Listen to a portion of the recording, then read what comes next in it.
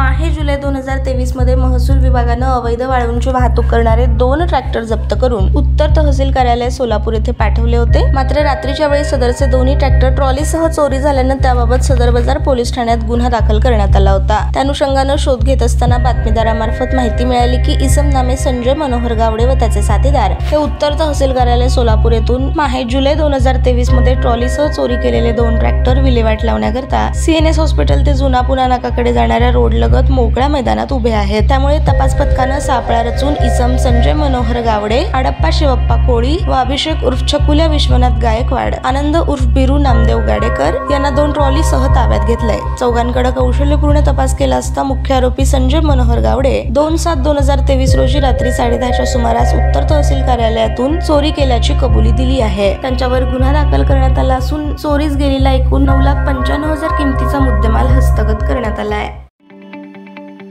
ताज्या बातम्या पाहण्यासाठी प्राईम महाराष्ट्र न्यूज चॅनलला सबस्क्राईब करा।